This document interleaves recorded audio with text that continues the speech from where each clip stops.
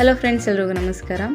ನೋಡಿ, ರಾಷ್ಟ್ರೀಯ ಆರೋಗ್ಯ ಅಭಿಯಾನ ಯೋಜನೆ ಅಡಿಯಲ್ಲಿ ಜಿಲ್ಲಾ ಆರೋಗ್ಯ ಮತ್ತು ಕುಟುಂಬ ಕಲ್ಯಾಣ ಸಂಘ ಅಧಿಕಾರಿಗಳ ಕಚೇರಿಯಿಂದ ಬೆಂಗಳೂರು ದಕ್ಷಿಣ ಜಿಲ್ಲೆ ಹಾಗೂ ರಾಮನಗರದಲ್ಲಿ ಖಾಲಿರುವಂತಹ ವೈದ್ಯಾಧಿಕಾರಿಗಳ ಹುದ್ದೆಗೆ ಸಂಬಂಧಿಸಿದಂತೆ ಗುತ್ತಿಗೆ ಆಧಾರದ ಮೇಲೆ ಅಭ್ಯರ್ಥಿಗಳನ್ನು ರೋಸ್ಟರ್ ಮೆರಿಟ್ ಆಧಾರದ ಮೇಲೆ ಭರ್ತಿ ಮಾಡಿಕೊಳ್ಳಲು ಇಲ್ಲಿ ಅಭ್ಯರ್ಥಿಗಳನ್ನು ನೇರ ಸಂದರ್ಶನಕ್ಕೆ ಇವರು ಆಹ್ವಾನಿಸಿದ್ದಾರೆ.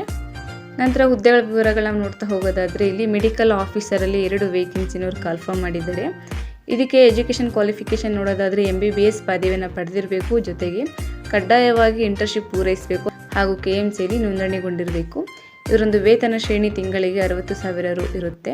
ನಂತರ ವಯೋಮಿತಿ ಗರಿಷ್ಠ 60 ವರ್ಷಗಳನ್ನ ಮೀರಿರಬಾರ್ದು. ಓಕೆ, ನೋಡಿ, ಇಲ್ಲಿ ದಿನಾಂಕ 23/2/2026 ಭರ್ತಿ ಆಗದೇ ಇರುವಂತಹ ಹುದ್ದೆಗಳನ್ನು ಇವರು ದಿನಾಂಕ 31/3/2026 ಇದರ ಒಳಗಡೆ ಭರ್ತಿ ಮಾಡಲು ಇವರು ಅವಕಾಶನ ಕಲ್ಪಿಸಿದ್ದಾರೆ.